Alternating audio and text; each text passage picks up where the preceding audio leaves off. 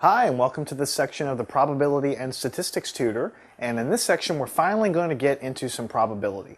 Okay, the first two sections of the class dealt with arranging objects and permutations and combinations and starting to get into some of the things that are going to be useful in this class. But this is the first actual section when we actually talk about the probability of something.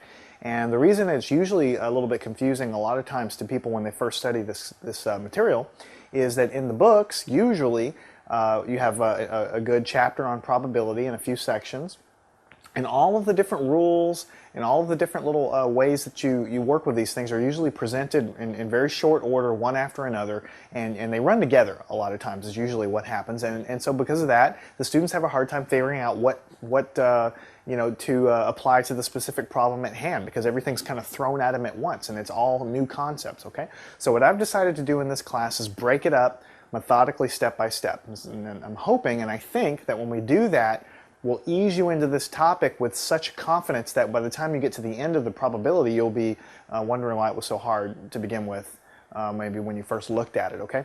So what we're going to do here is we're going to talk about the fundamentals of probability. This section is going to be all about what is probability, okay? I think we all have some sense of what probability is. I think we all have some idea. What we're going to do in this section is nail it down to specific definitions and work some somewhat simple problems, but getting that bedrock for probability. We're going to have some other sections following on to this. We're going to get into some more details, okay? So, what is probability? Easiest thing to think about probability is probably the weatherman that you see on TV, or the weather person that you see on TV, okay? They usually say, well, tomorrow is going to be partly sunny and there's a 20% chance of rain. What does that mean? What does that really mean? I mean, you know that lower numbers means less chance of something happen. And the higher numbers, like if it's 95% chance of rain, or maybe it's even 100% chance of rain, you know that it's going to rain tomorrow. I mean, there's no way. 100% means it's going to rain. There's a thunderstorm covering the entire city. No matter where you are in the city, if it's 100% chance of rain, it's going to rain, okay? And if it's 0% chance of rain, they have such confidence in the weather that's going on that they know beyond a shadow of a doubt that it is definitely not going to rain if it's 0% chance. And anything in between from 0 to 100, you know, is sort of the relative chance if it's going to happen. Now, you know that if the weather person says there's a 30% chance of rain, that it might still rain that day, okay? So what's happening when you learn about the probability is the lower numbers mean it's less likely to happen, and the higher numbers mean it's more likely to happen. But it's sort of giving you an idea on average. If you look at a whole bunch of different days in a row when they made this prediction, on average they would be right about 30% of the time. 30% of the time on average it would rain. But that doesn't mean that a storm cloud could come over your house and dump rain on your house. It could still happen. It just means that on the whole, on average, if you looked at a number of days and they made this prediction on a number of days, you know, you'd be right about 30% of the time. 30% of the time it's probably not going to rain. Doesn't mean it still couldn't happen though, okay? Another general example of probability that I know you've all done before, you flip a coin, right? There's two sides to a coin, heads or tails, right? You know from your experience that coin, when you flip it, there's roughly equal chance if it's going to land on heads or tails. You know this. So you might say to yourself, and you might have already heard, that there's a 50% chance it's going to land on heads and a 50% chance it's going to land on tails. And that's why when they start the football games off, they flip a coin, right? Because it's supposed to be random, and either team has a chance to go based on that coin, okay? So that's sort of another instance of probability. So right in the middle, right there at 50%, that means that half the time it's going to land on the heads and the other half it's going to land on tails. All right? So that's what a basic idea of probability is, all right? So let's nail it down into a little more kind of rigorous definition that you'll see in your books and apply it to what I've already talked about. So you've already been exposed to probability, okay? It's not this foreign thing that you won't understand. It's just we have to get the definitions, okay? So the definition of probability basically is the probability of an event. This event we're going to call A, okay? Usually in the books we call it event A. It could be event E in your book. It could be event F in your book. It doesn't matter, but usually you call it event A, most of the books. Probability of event A. It basically tells you how likely an event is to occur. It's a measure, it's a number that tells you roughly on average how likely that event A is going to occur. So we're going to be talking a lot about events in this class. What is the probability of you going to the bank and getting hit by a meteor? What is the probability that you're going to hit the lottery? and the event would be winning the lottery. Okay, so we're going to be talking a lot about events. Okay, and we've already talked about in the weatherman case that if the probability of something is 0, it's not going to happen with total certainty. Okay, if the probability of something is 100%, like in the weather center, then it is definitely for sure going to happen. It's rock solid. Anything in between is just giving you a relative indication of if that thing's going to happen. Now in probability class, you don't talk about 0% probability and 100% probability. Okay? Instead of 0 and 100%, the probabilities are all between the numbers 0 and 1. But it's exactly the same meaning, it's exactly the same scale, but instead of 0 to 100%, we always talk about probabilities between 0 and 1. Probability of 0 means 0, just like before. Probability of 1 means definitely, will, for sure, happen, no questions, for sure, will definitely happen. Okay, that's a probability of 1. All right, so the reason they use percents on TV is most people in everyday life are more accustomed to thinking in terms of percent, so that's what most people will understand. But in probability, it's between 0 and 1. Okay, so to kind of put some math behind what we're talking about here, basically, if the probability of some event A, and this is how you write it, P of A is equal to 0, okay? You read this as probability of event A. This event could be flipping a coin and getting heads. This event could be if it's going to rain tomorrow. This event could be, are you going to hit the lottery? This event could be whatever you want. Probability of event A. If it's equal to 0, then what that means is event will not, with total certainty, occur. Okay? I mean, the thing will definitely not occur. All right? Probability of something being 0, of an event being 0, would be something like Jason, who's standing right here in front of you, in the next 5 minutes is going to turn into a butterfly. Okay? That's definitely not going to happen. The probability of that event is 0. There is no chance, not even the smallest, that I'm going to turn into a butterfly. Okay? So, if the probability of some event is equal to 1, this is the maximum of the probability scale, then what it basically is saying is the event A will, with total certainty, occur. Okay? The event will occur with total certainty. Okay? All right, so anything in between 0 and 1 is going to be giving you that relative scale of if something's going to happen or not, a relative probability. Okay, anything. So your probabilities, basically what this is telling you is the probabilities are all going to be numbers between 0 and 1. So they're all going to be fractions, basically. Every probability is a fraction between 0 and 1, and you can also express the fractions as decimal. So it's very common to see a probability described as, the probability of this event is 11/64. That's a valid probability. It's between 0 and 1. Or the probability of this event here, that this light bulb is going to explode, is 0.0005. Very, very low, but definitely between 0 and 1. So that's a probability of an event, okay? Now, when we're talking about probabilities, we're always going to be talking about the probability of events, and they're always going to be between 0 and 1. That's always the way it's going to be. But a lot of times, when we're especially trying to visualize what's going on, which I'm very big on myself, we use what's called a Venn diagram, okay? It's a complicated sounding name, but basically it's a picture trying to describe the event space that you're talking about here. It's actually very, very useful if you're talking about more than one event at a time. We'll get to that in the next section, but right now I want to introduce the Venn diagram to you because you'll see it pretty early on in your book. Okay, so a Venn diagram basically is a rectangle. It's not a very complicated drawing, it's a rectangle. And usually, in this case, if we're talking about event A, it's going to have a circle inside. So it's a very simple little drawing, okay? And inside the circle, usually there's a letter. So in this case, the letter will say A because this circle is representing event A.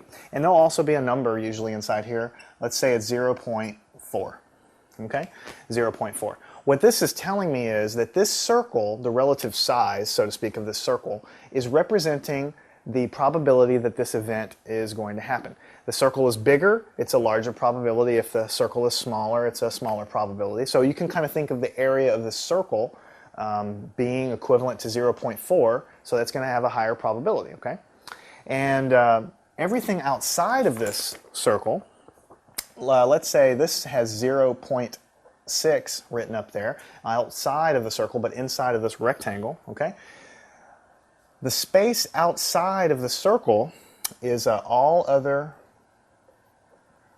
events. All other events. And also you usually write that as A with a prime or A with a bar on top. You'll see it either way in your book, and it depends on what book you're using. This notation just means a complement, okay? And we're getting into some stuff. You might freak out a little bit when you read this, but this is not a big problem, big deal at all. What this is saying is, I just told you have a probability of an event. The probabilities go from 0 to 1. So this is obviously between 0 and 1. It's actually almost 0.5, so it's a little bit less than 50% chance of happening. That's what that probability is, okay?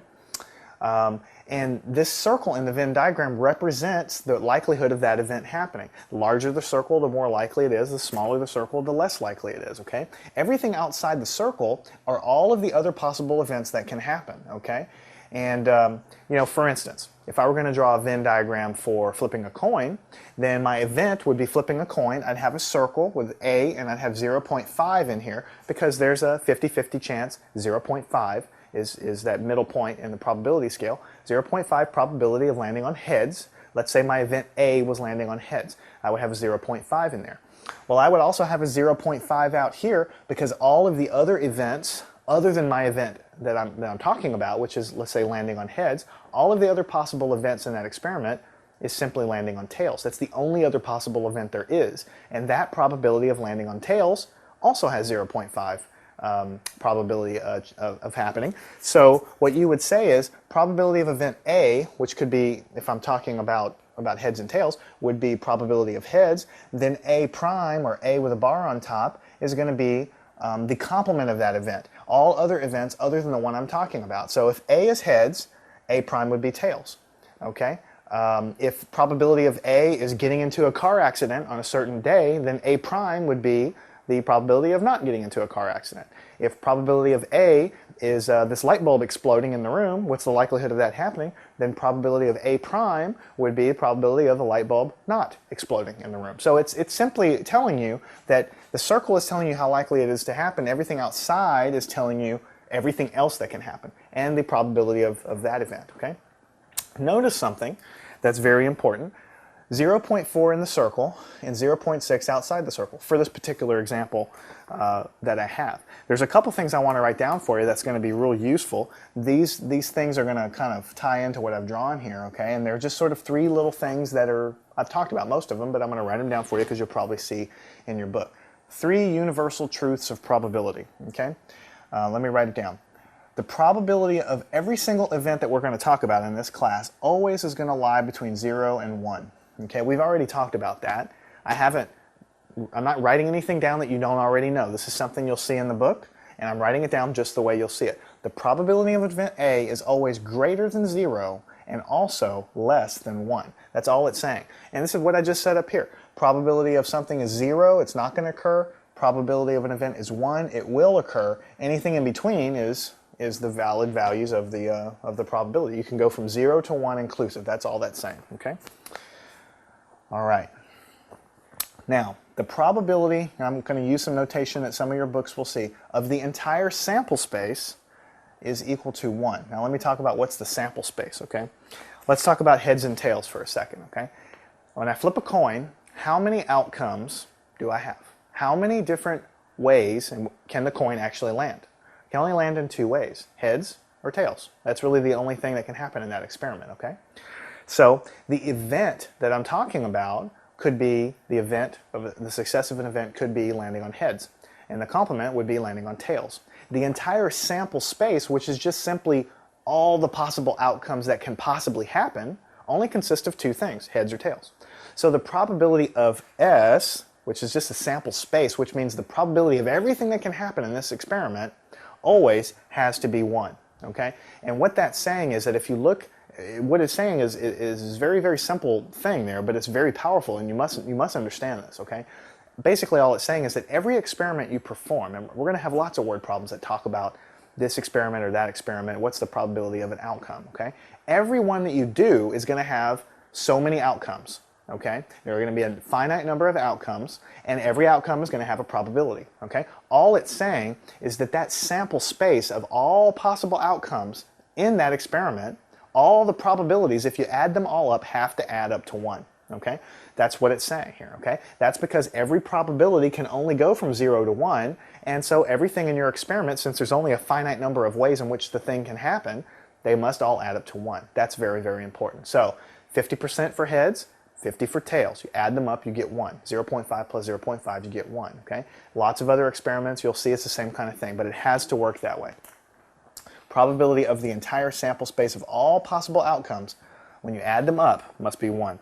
And because of this, okay, the probability, this is a very useful thing you'll use a lot, the probability of A prime, the complement, okay, is just equal to 1 minus the probability of A happening. Okay, make sure you understand that one, okay? Think about heads or tails for a second. The probability of, let's say my event A is heads, okay? If my probability if my event A is heads, then the complement of that is going to be all the other events is going to be tails, okay? So if I know the probability of heads, and if the sum of all the possible outcomes in the experiment must be 1, then I can find the answer to the probability of tails by saying 1 minus the probability of heads, okay? So it works for heads and tails as a simple example, but it really works for everything else. Maybe you have a probability of pulling, you know, 3 jacks in a row out of a deck of cards. Let's say we could calculate that. We'll learn how to do all that stuff later, but we could calculate what is the probability of actually pulling 3 jacks in a row out of a deck. Okay, we could do that. That would be my event, pulling 3 jacks in a row out of a deck. That would be my probability of event A. Okay, once I calculate that, it's very easy to calculate the complement, which is just simply the probability of not pulling 3 jacks in a row out of the deck. All I would do is I would take 1 and subtract the probability of the success. That would be the probability of everything else, which is the failure. Okay, so it's very, very important, and we'll work a lot of problems to get there. Okay, so we've given a general overview of what probability is. We've given a general overview of the Venn diagram. This is just sort of something to get you warm and fuzzy on it. We're going to actually use the Venn diagrams a lot more in the next section when you have 2 and 3 events going all at one time. It's pretty useful for that, okay? So what we need to talk about now is the formal definition for how to actually find and calculate the probability P of A, okay, probability of event A. And once we have that and know how to do that, we can work a lot of problems, and you'll see it's really not that big of a deal. So, okay, way we're going to do this is, okay, the following. The way you find the probability of event A, if there are n equally likely outcomes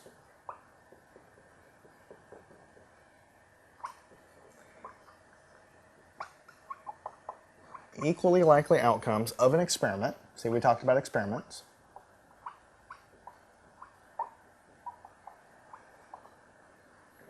Of which one is called a success. We'll talk about this in a second.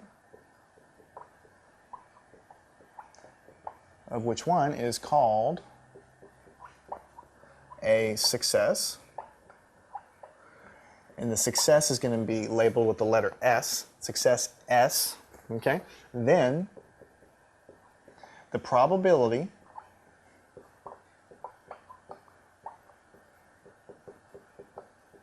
of a success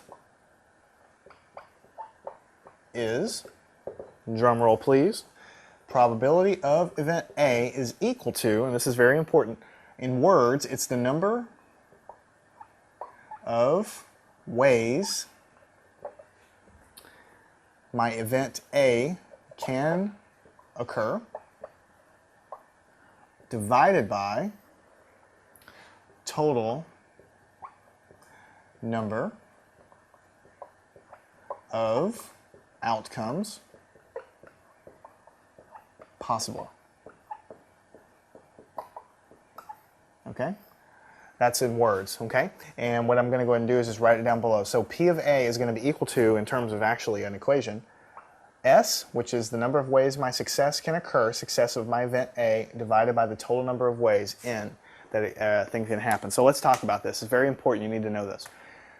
If there are n equally likely outcomes of an experiment, of which one is called a success S, then the probability of that success is the number of ways that that event can happen, the number of ways success can happen, divided by the total number of outcomes possible, okay?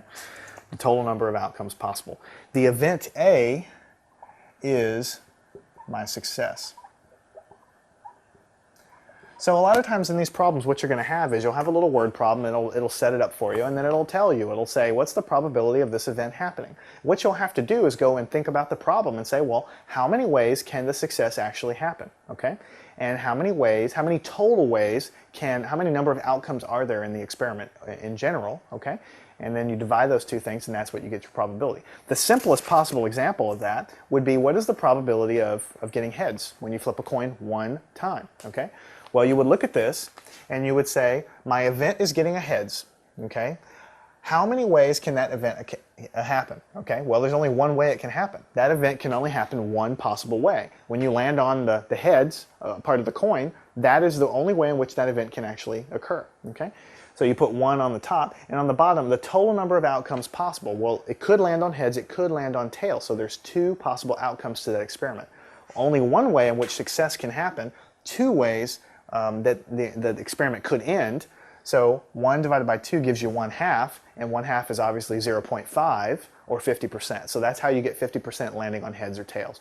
One possible way the success can happen, and 2 ways that the experiment could actually happen, and divide those 2 things, and you get your probability. So that's what probability is, folks. I mean, the rest of the problems is just going to be practicing it.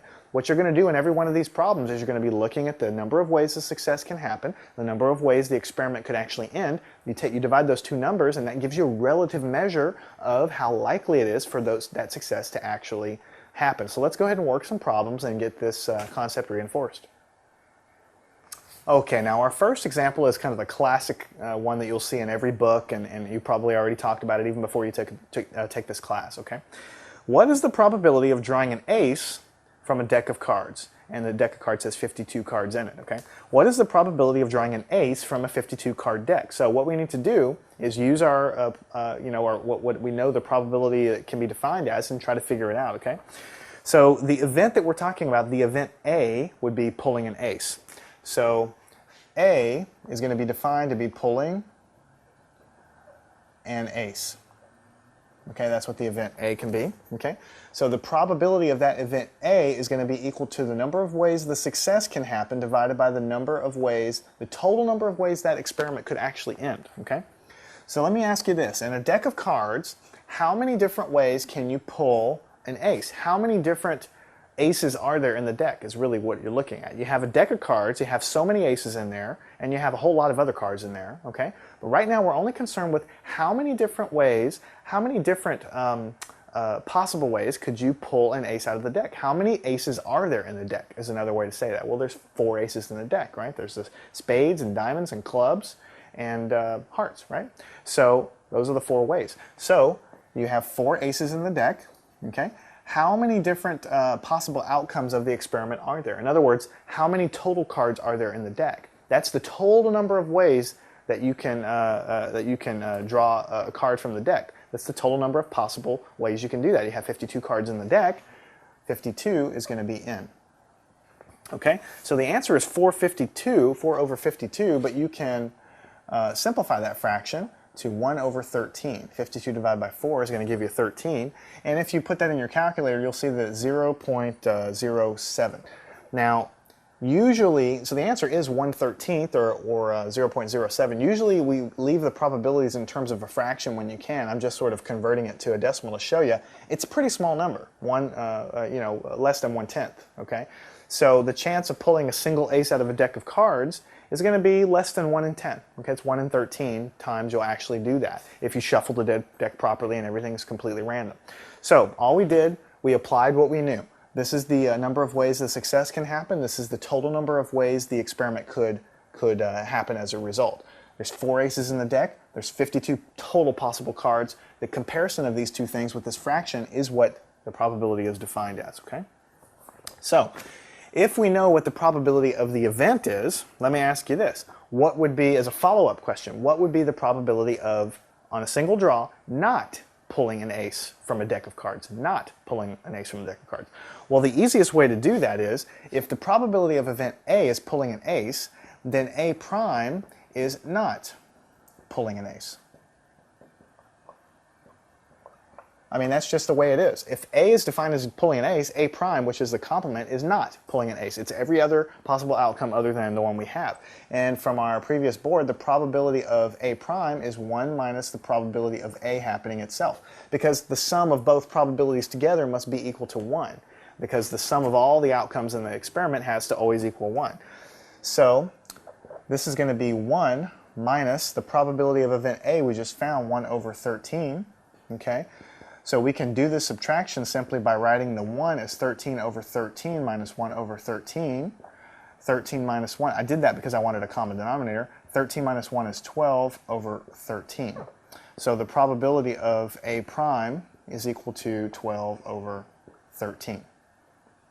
So the probability of not drawing an ace is 12 over 13. Notice that this is actually very close to 1. 13 over 13 would be 1. This is 12 over 13, so it's very close to 1. And that makes sense, because if you have a deck of cards, there's a whole lot more likely that you're not going to draw an ace, right? Because there's so many other cards in the deck other than aces, very likely that you'll actually pull an 8 or a 7 or a jack or something else other than an ace. So the probability shows you that. It's very close to 1.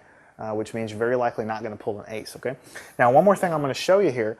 You can do it this way. You can do the subtraction and get the answer, but what if we did not want to do that? What if the problem just outright was, what's the probability of not pulling an ace from a deck? Well, we could do the S over N just as before. Let me ask you this. We know there's 52 cards in the deck, so N is going to be 52. But if I want to know what the probability of not pulling an ace, I would need to know the number of ways you cannot pull an ace. Well, there's 52 cards in the deck minus 4 aces. This is the total number of cards other than an ace, basically, in the deck. So you have 48 over 52. In other words, there's 48 cards in the deck that are not an ace, and there's 52 total cards. So you divide those two things together, all right? And when you simplify this fraction, you're going to get the same 12 over 13. Okay, so there's more than one way to solve a problem in every case. I mean, I just wanted to start at the beginning and show you the probability of getting an ace was 1/13. If you wanted to find the probability of not getting an ace, you do 1 minus the probability of the event is going to be equal to its complement, which is not pulling the ace. You can get the answer. Or if you just wanted to start from scratch, you could just say, well, this is the number of ways the success can happen. This is the total number of ways the experiment could happen. There's 48 cards in the deck that are not an ace. And so there's 52 total cards, so you do that and you get the same exact answer. So again, in every one of these problems, we're going to do the same thing. We're going to identify the number of ways the success can happen and the total number of outcomes, and that's what we're going to do. The next problem says, what is the probability that you guess the day of your friend's birthday, not including the year? So your friend comes up to you and says, I'm your new best friend. What's my birthday? Well, you know that the odds of guessing their birthday is extremely low, right? But how do you actually calculate the probability? Well, what you would do is you would say the probability of that event A, where the event A is the event is guessing your friend's birthday correct, is going to be equal to the number of ways that you can successfully do that divided by the total number of ways in which that little experiment can end, the total number of guesses, basically. How many answers are there to that problem? What is your birthday? Well, there's only one and only one answer to that problem. So 1 divided by how many different ways could I answer? Well, there's 365 days in a year.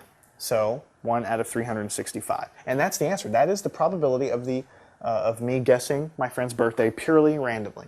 And if I wanted to convert that to decimal, it would be 0.0027. And you can see it's a very small number, very close to 0. So the odds are very, very low that you'll guess someone's birthday just by guessing. Okay? And as a follow-up, what is the probability that when you do this, you're actually wrong? So he or she says, well, what's my birthday? And you say, June 17th. What is the probability that you're wrong? Okay, well, it's very likely you're going to be wrong. I mean, you know that. What is the actual way to calculate that? Well, if A is the probability of guessing her birthday, then the probability of A prime is going to be the probability of not guessing her birthday. Okay. A complement is all other outcomes other than your event. So this is guessing my birthday, this is not guessing my birthday. Okay? I can calculate it as 1 minus the probability of guessing the birthday. Okay? So it's going to be 1 minus 1 over 365. And in order to do this, I'm just going to find a common denominator by taking 365 divided by 365, that's equal to 1. I'm just rewriting that.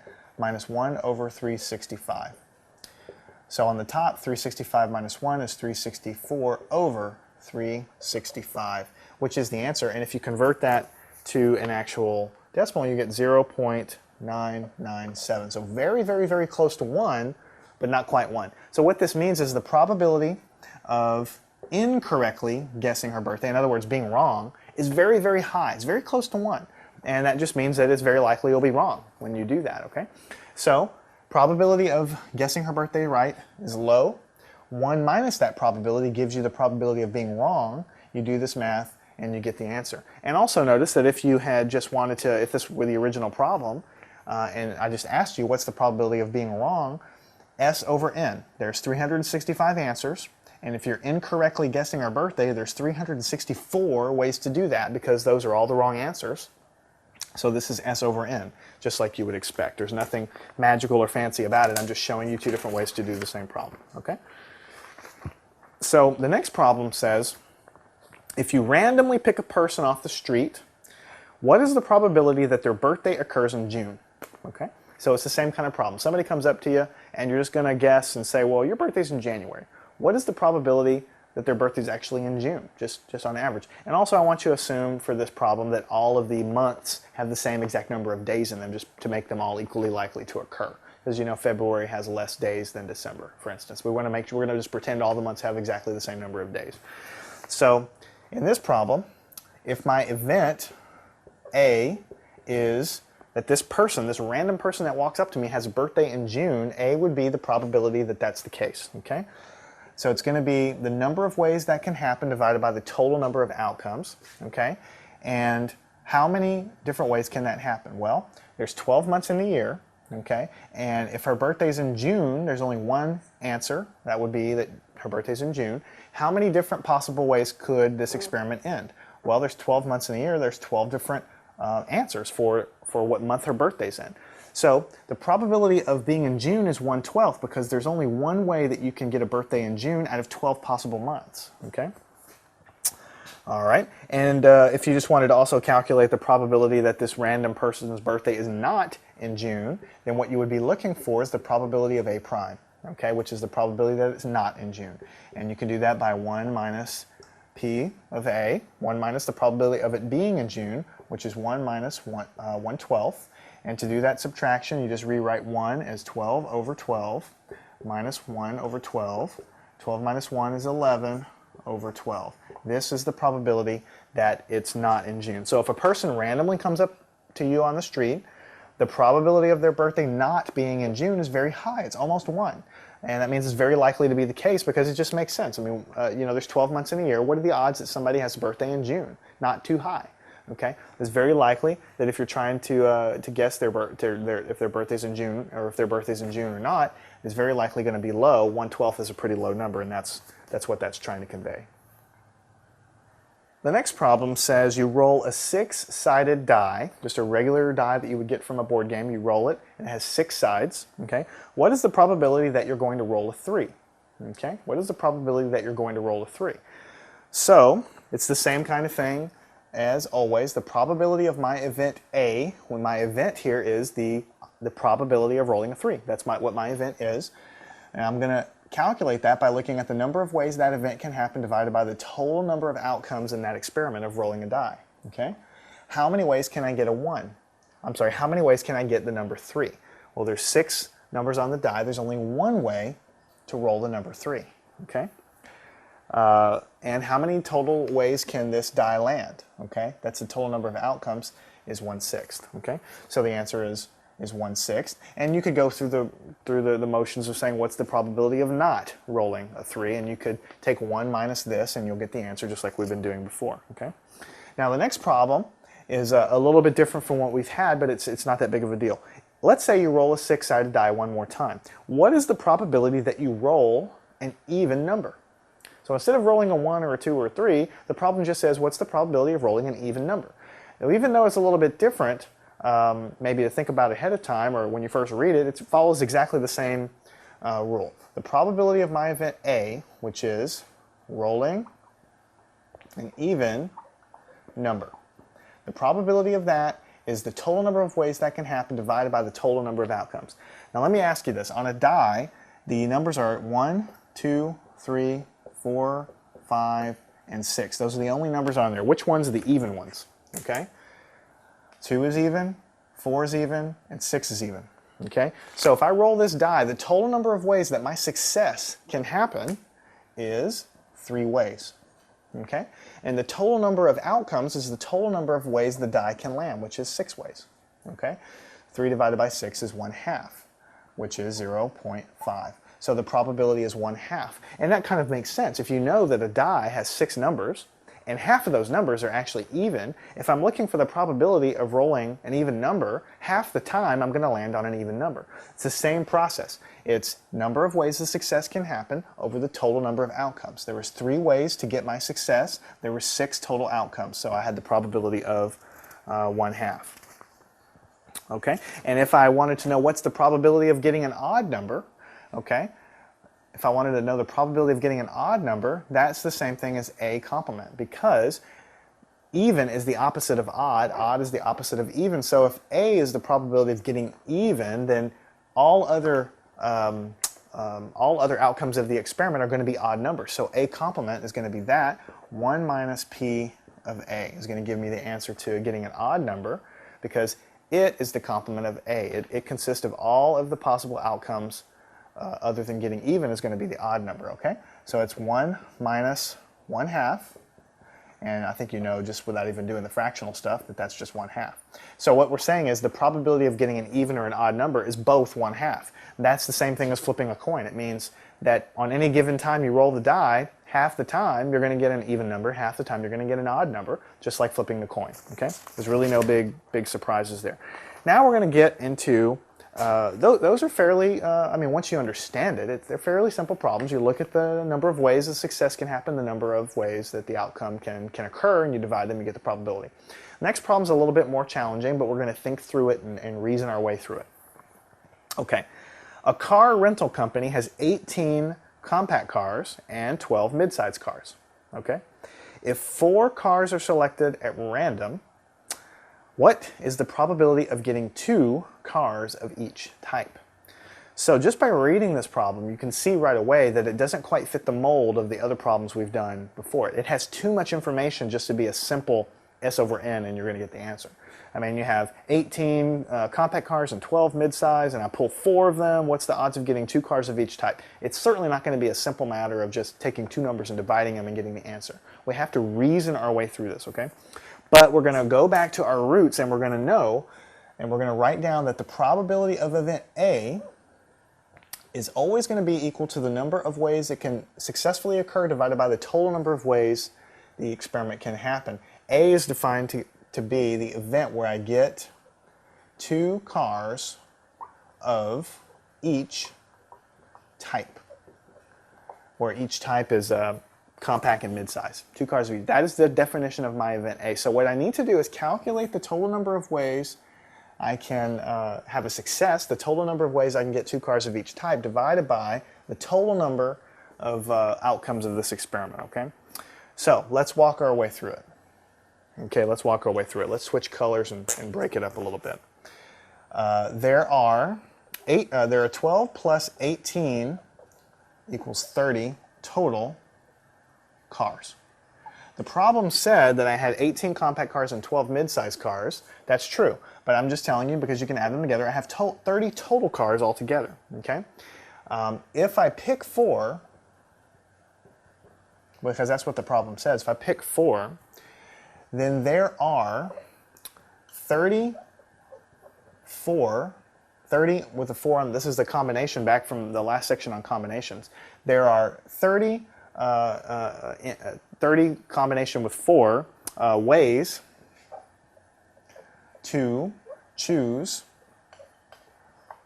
cars.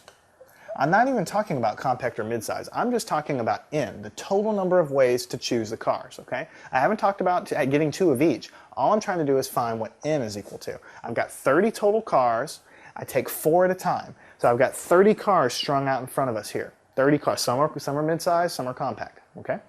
And I could take these 4, or I can take these 4, or I can take 2 from over here and 2 from over here, or I can take 1 from over here and 3 from over there. I've got a lot of different ways in which I can pick these cars. I need to find the total number of ways to do that, because that's always going to be what n is equal to, the total number of ways the experiment can occur. So I got to find that first. So there are 30 combination with 4. There's that many combinations of way to do this. And if you recall, I'll switch colors again. NR, the combination of n and r, is n factorial over n minus r factorial times r factorial. Okay? So in this case, n is 30, so it's 30 factorial over 30 minus 4 factorial times 4 factorial. Okay? And so you have 30 factorial on the top over 30 minus 4 is 26 factorial times 4 factorial. And now we're going to do our little trick on the top, because these are very huge numbers on top and bottom. This is 30 times 29 times 28 times 27 all the way down. This is 26 times 25 times 24 all the way down. So really all I'm going to have is 30 times 29 times 28 times 27 over 4 factorial, which is 4 times 3 times 2 times 1. What happened to all this? Well, everything below, because this continues on, 27 times 26 times 25, all of these cancel with the 26 factorial when you bust it out. We did a lot of this in the section on combinations, okay? So when you do these, you multiply everything on top and you multiply everything on the bottom, what you're going to get is 2,7,405 ways to pick cars total. All this is saying is that I have 30 cars taken 4 at a time. There's 27,405 combinations, ways to do that, okay? So that is what n is going to basically be equal to, okay? That we found what the denominator is. Now we have to find how many ways can we get 2 cars of each type. That's the number of ways our success can happen. We're going to divide those two numbers and get the answer, okay?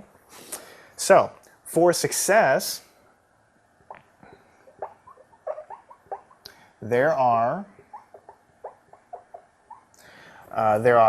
18 combination with 2, 18 taken 2 at a time ways to pick a compact car.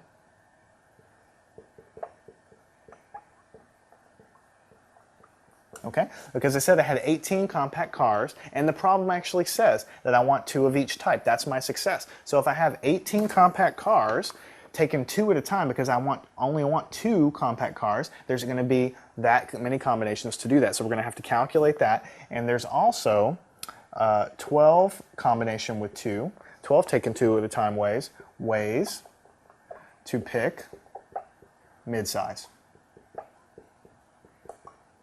All right? So we're making some progress here. The problem said the event A was getting 2 cars of the same type. We found the bottom. The number of ways to get the compact cars is going to be this, and the number of ways to get the mid-size cars are going to be that. So we need to calculate those two things. Now the crucial thing that you really need to know here, and this is the part that's not very obvious when you first do this problem, okay? 18 taken 2 at a time is the number of combinations to get a compact car. 12 taken 2 at a time is the number of ways to get a mid-size car. What I'm interested in is the total number of ways to get 2 of each type, okay? Because I know how many it takes, I'm going to calculate in a second, how many ways I can get the midsize, and I know how many ways in general to get the compact car, but I want to know the whole enchilada, the whole number of combinations for both of those things put together, okay? So this is basically the fundamental counting principle. Event 1 is getting the compact car, 2 of the compact car. Event 2 is the number of ways to get the midsize car. I multiply these things together to get the total number of ways that both of those things can happen together, just like a phone number.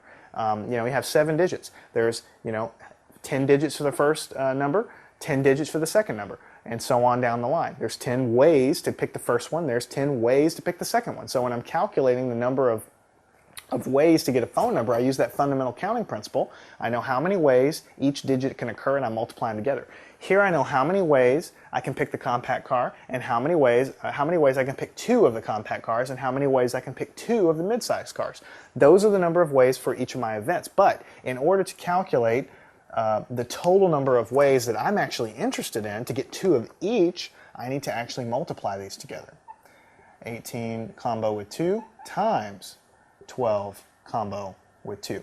Only the multiplication here is going to give me the total number of successes, the total number of ways that I can get 2 of each type. Okay?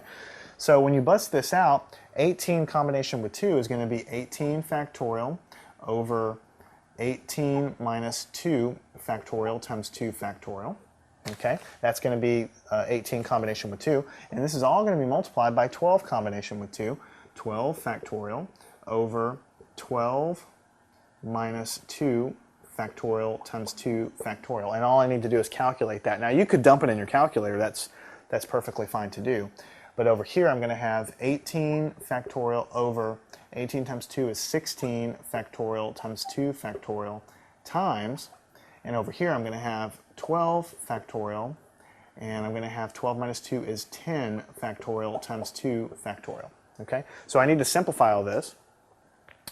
For this first fraction, a lot of these are going to cancel because this is 18 times 17 times 16 times 15 all the way down, and this is 16 times 15 times 14 times 13 all the way down. So on the top I'm going to have 18 times 17 over this 2 factorial is 2 times 1. Everything else canceled with the 16 factorial because here going down from 17 times 16 times 15, all the things there cancel with the 16 factorial. Okay, all of this and all that was left over was 2 factorial. Over here I'm going to have 12 times 11 over 2 factorial, which is just 2 times 1. Okay, so what happened here is I canceled 12 times 11, and then times 10, 9, 8, 7, 6, 5, 4 is going to cancel with this 10 factorial, so that's what's going to be left right there. So when you get an answer here, and you get an answer here, and you multiply all this stuff together, what you're going to actually get at the end of the day is 10098. And what is that? That's how many ways for event A to have a success. So now I've calculated both things I need. I know the number of ways I can get my success. I know the total number of ways that this experiment can occur. So the probability of A is equal to the number of ways my success can happen divided by the total number of ways the experiment can happen. Okay, so it's going to be 10098 divided by 27405. Okay, and when you do that, you're going to get 0.368,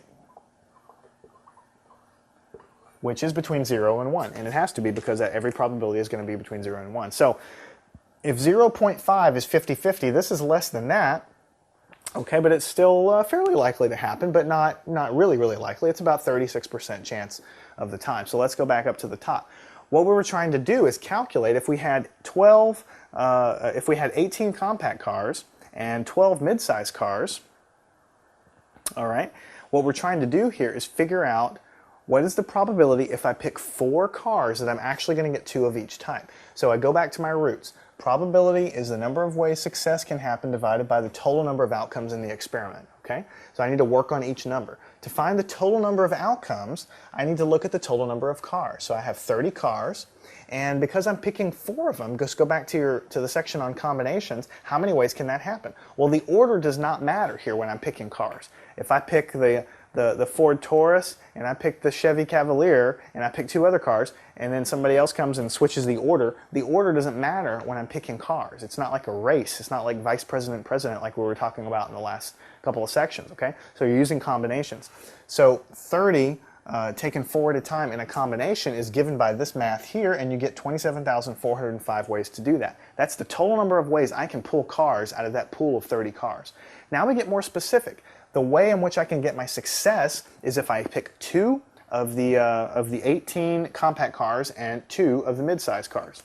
All right, and so the way I do that is there's 18 combination with 2 ways to pick the compact car and 12 with 2 combinations to pick up the mid-size. The 2 is telling me I'm picking 2 of each. That's where I'm using that little fact in the problem.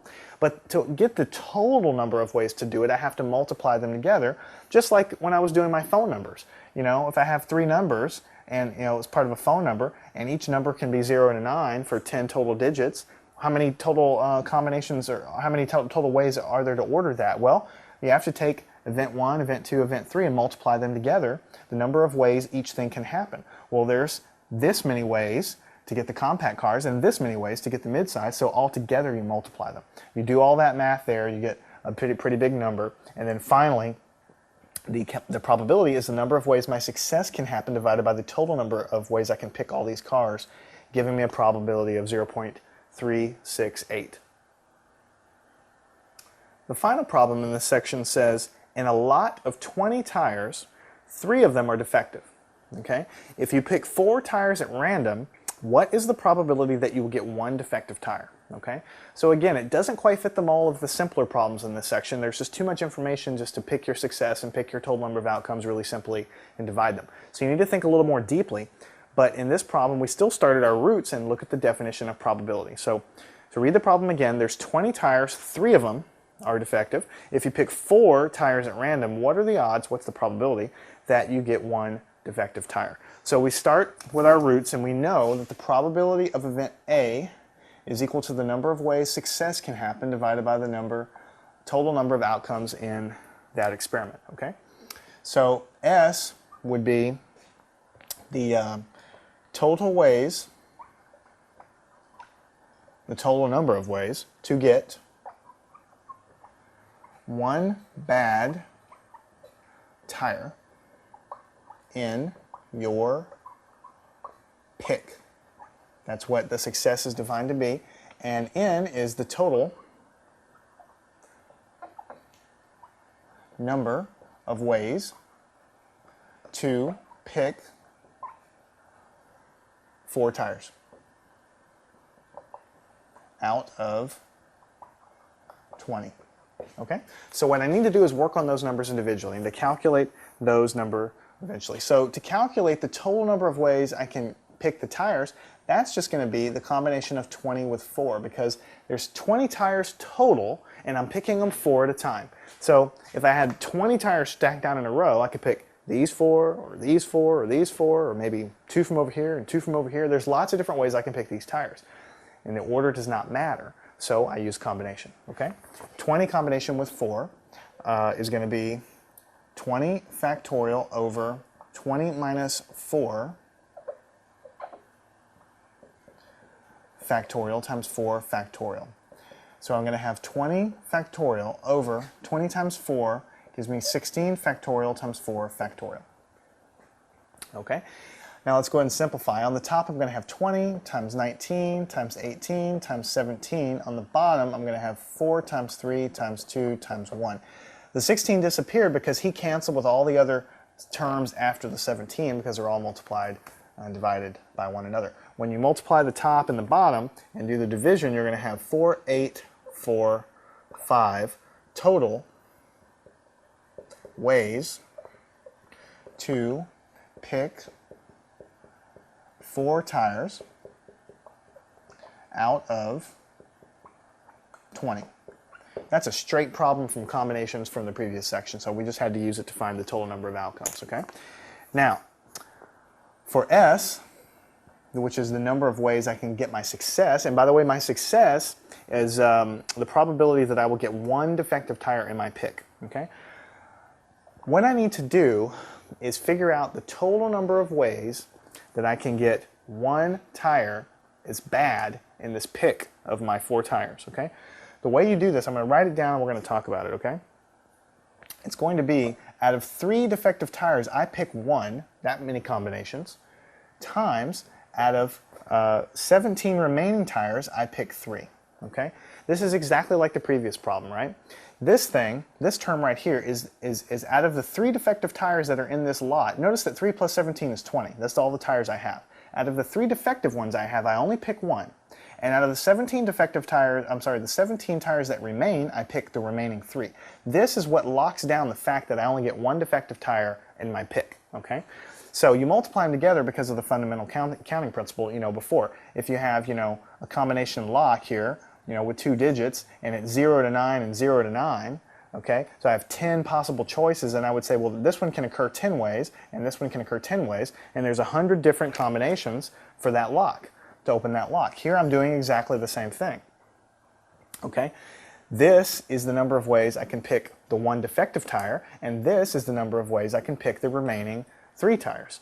1 defective, 3 remaining good tires in my pick. When I multiply those two together, I get the total number of ways the total number of ways that I'm going to get one bad tire and the rest good tires, okay?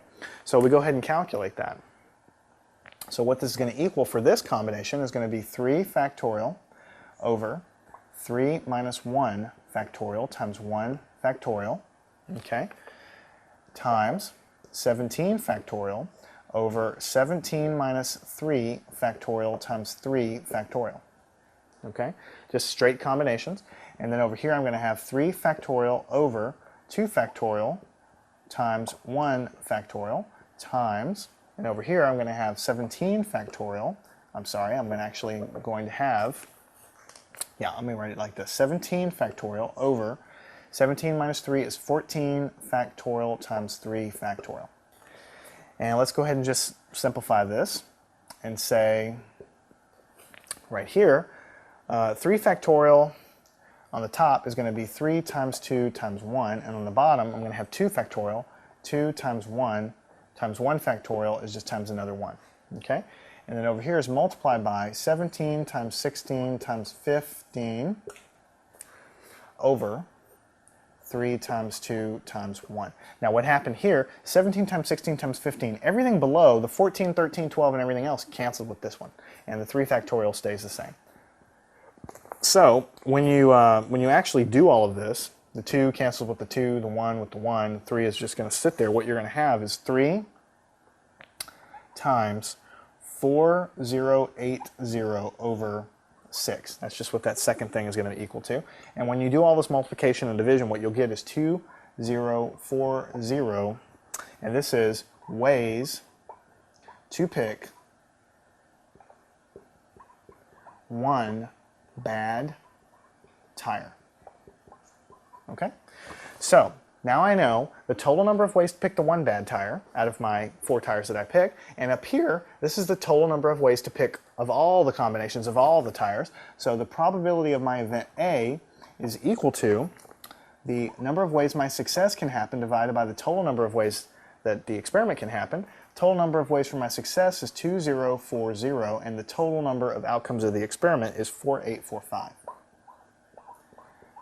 Okay, and so the probability of event A, when you do all that math and divide it out, what you'll get is 8 over 19, and if you just wanted to convert that to decimal, that would be 0.421. So almost half the time in that case, because 0.5 would be half the time. If I had, if I had 20 tires and 3 were defective and I picked 4 at a time, just under half the time I'm actually going to get one bad defective tire in there. So that was an example of a problem that wasn't quite so clear cut, but when you get these kinds of problems, you need to use your basic definition, number of ways the success can happen, the number of ways the outcomes can possibly happen, and somehow you have to do some thinking and really figure out what it means. And that's why the topic on permutations and combinations in the previous sections were very important, because they directly come into calculating the number of ways events can happen, and the probability of an event occurring is always going to be defined as the ratio of the number of ways the success can happen and the number of ways